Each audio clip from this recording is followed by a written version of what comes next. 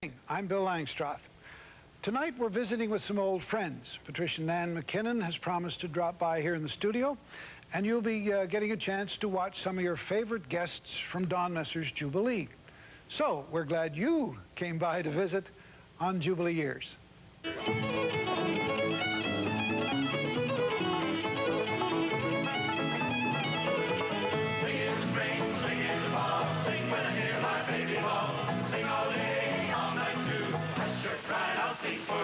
Got my dancing boots on, got my Sunday best, going to the barn dance tonight. Now go see Doe and Fallon and swing 'em off their feet, dancing to the Islanders tonight. Here we go again. Just say the word, sonny boy.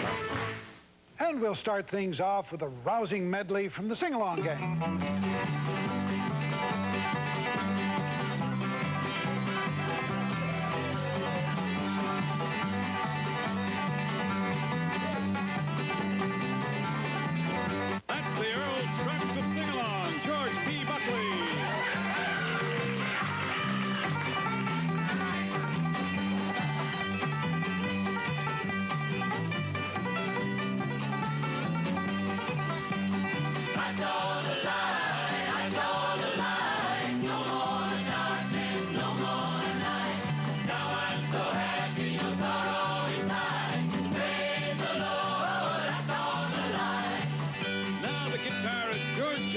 Picked by hand.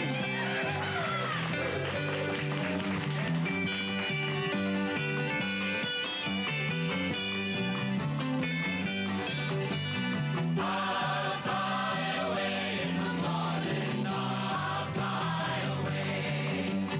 When I die, hallelujah, by and by, I'll fly away. Here's the fastest mandolin west of Naples, Fred McKinnon.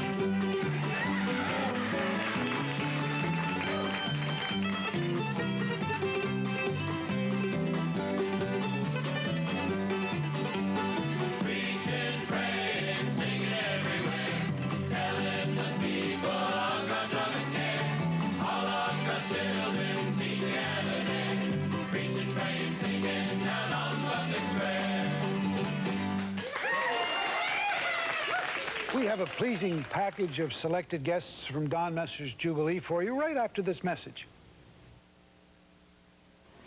Brothers and sisters who sing together usually blend beautifully vocally, is my experience. You know, the Mills brothers, Andrews sisters, that sort of thing. We had very special guests on Don Messer's Jubilee who wrote their own tune and who sang it just fine. Thank you very much. They are Eva, John, and Michael, the Fogartys. I couldn't discourage old Charlie when he gave my baby the eye. It didn't take long for him to move in. I just kissed my baby goodbye. But worse off was poor old Charlie. He took all my trouble, you see. And I pity poor old Charlie, 'cause he thinks he's laughing at me.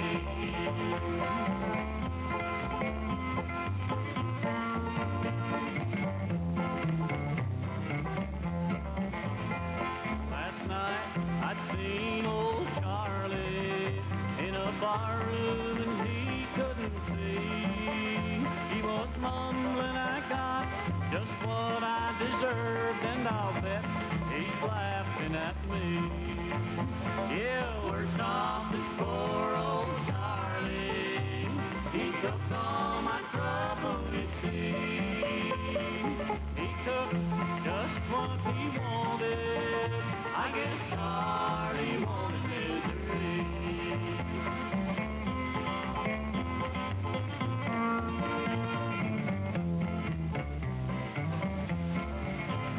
Yeah, worse off is poor old Charlie. He took all my trouble, you see. He took just what he wanted. I guess Charlie wanted misery. Yeah, he stole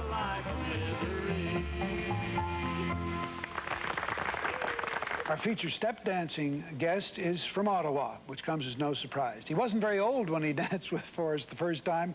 But boy, he sure is good. Kylie's Reel is the tune that Don Messer and his Islanders play for Buster Brown.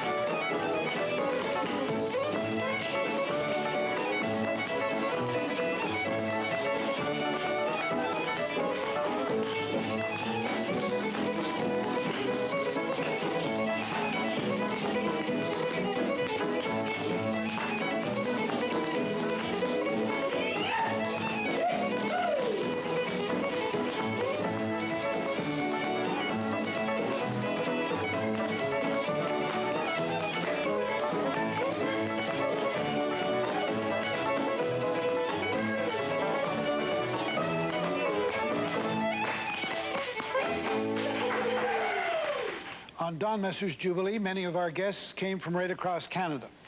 And then, of course, those were those that came from right close to home. And I'm thinking of, in this case, a man who worked with us right in the studio as a technician in lighting and as a cameraman.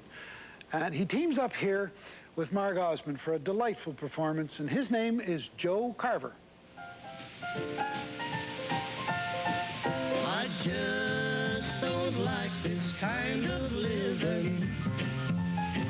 I'm tired of doing all the giving. I give my all and sit and yearn and get no loving in return. And I just don't like this kind of living. Why do we stay together? We always fuss and fight. You ain't never known to be wrong, and I ain't never been right. Tell me where you think you're going, 'cause I ain't got no way of knowing. When things go wrong, you go your way. You leave me here to pay and pay, and I just don't like this kind of living. They say the road of love is long, it's rocky and it's rough. But if this road don't start to get smooth, I've traveled it long enough. Why don't you act a little older and get that chip up off your shoulder? I told you once, so I'll tell you twice. You just better start to treat me nice, 'cause I just don't like this kind of living. I just don't like this kind of living.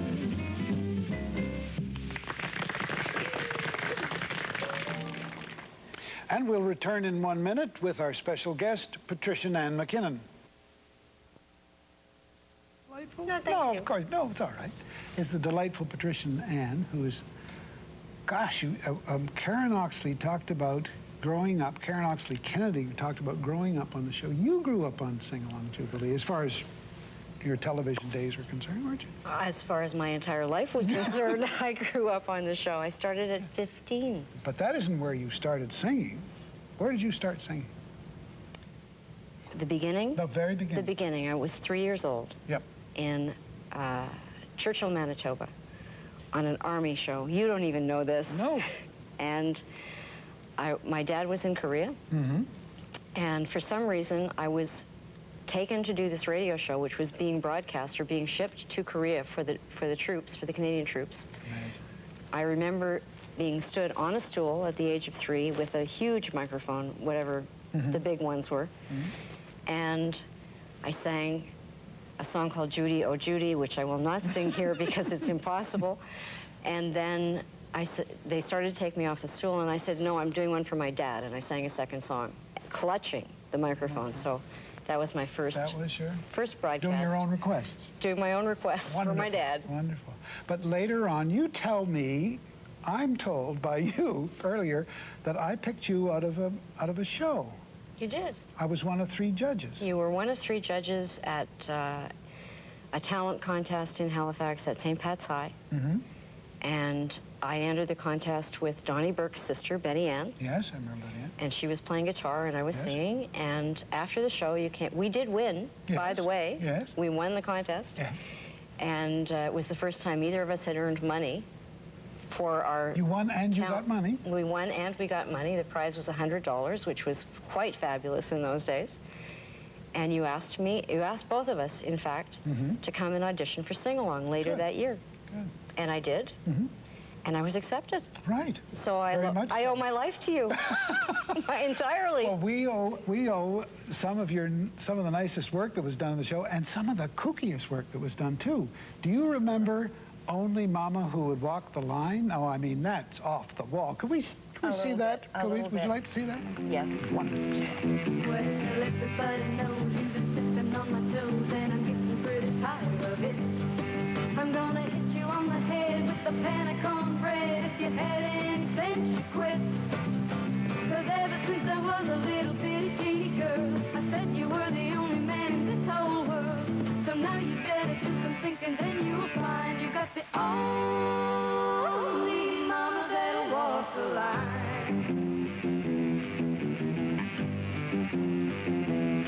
Well, I've been looking every day. All you wanna do is play and get me tired of staying home all night. Well, I'm a coming on blue to your funny little boo, and honey, baby, that ain't right. 'Cause ever since I was a little bitty teeny girl, I said you were the only man in this whole world. So now you better do some thinking, then you'll find you got the only mama that'll walk the line.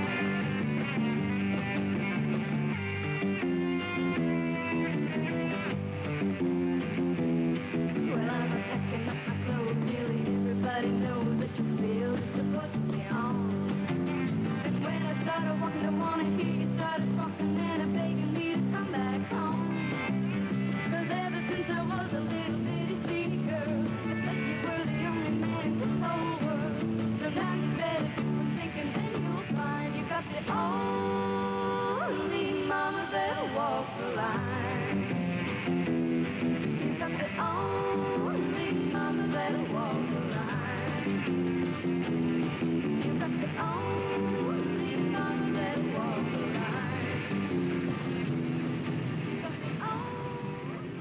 And other members of the cast of that delicious piece of whoop-de-doo were... Gene McClellan. Yes. Brian Ahern on guitar. Right. And Garth Proud. That reminds me, you worked with Brian and Garth, anyway, on Music Hop. Absolutely, which was yes. It was the teenage program at the time. Music Hop was the series across Canada. That's 4 right, teenagers at 4 o'clock in the afternoon. So we had there was, 5 across the country. And while Sing Along worked in the summertime, you worked Music Hop was the fall. In the winter. You guys got a lot to do, didn't you? We were extremely fortunate to have the kind of work we did, the amount of work we did, and the learning experience we had. So you feel like Edith Butler saying that really was almost her university for her, where she kind of got to know that... Well, it was my family. I grew up within the structure of both of those shows, so the people from those shows became my family, and in fact, it was a university. I mean, you learned everything that you needed to know later in life through the shows. That's right. And at least I think we did. I'm sure we did. We learned a lot. We learned a lot. I know one thing you did was you shared a bench with me before. Yes. In the public gardens in Halifax. Yes, I did. And you did a lovely job on a song called I Keep Changing My Mind. And I think we should see that right now, because I'd it's another love to see piece of nice I'd love to piece see of that. work. Good, we can do that.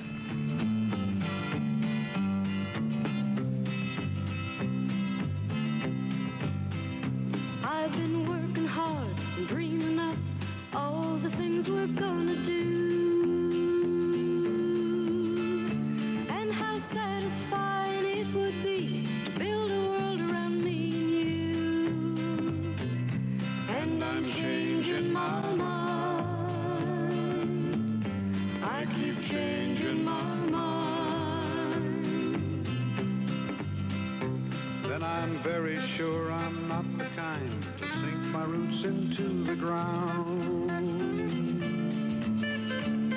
And how unhappy I would be with somebody to hold me down. And I'm changing my mind.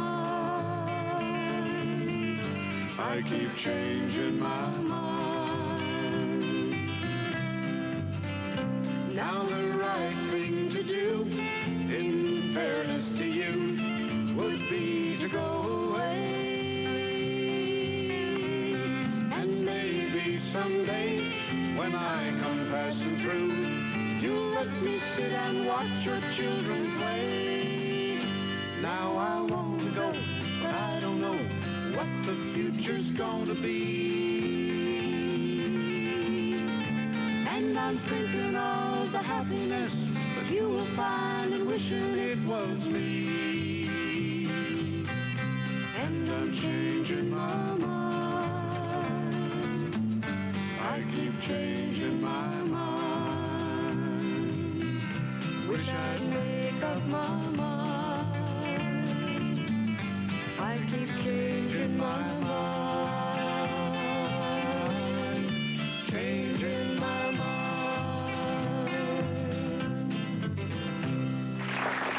Well, I think that was all right, wasn't it? Were we all right? I thought it was, I thought it was good. And we liked the way Manny shot good. it, and it was, the park looked great. And The park looked great. And we did lots of stuff in the studio, you know. You said that you don't think you should do ballads at one point. You did lots of ballads.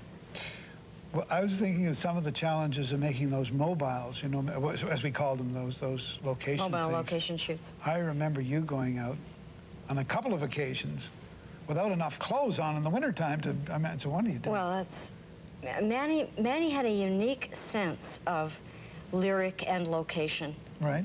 He was a master. Yes. There was no question in my mind. And I did a song called There's Something Happening Here, which is a rock song. Yes. And Manny, for some reason, chose the dead of winter in a graveyard. Of course. The oldest graveyard in the country. Perfect. And I happened to own a gray cape, so we did it it was in color, but it was essentially in black and white because it had gray and white fur and cape, and didn't want to have any footprints in the snow, so it was your classic one-take wonder. You go and do it. And I had a walkie-talkie under my cape.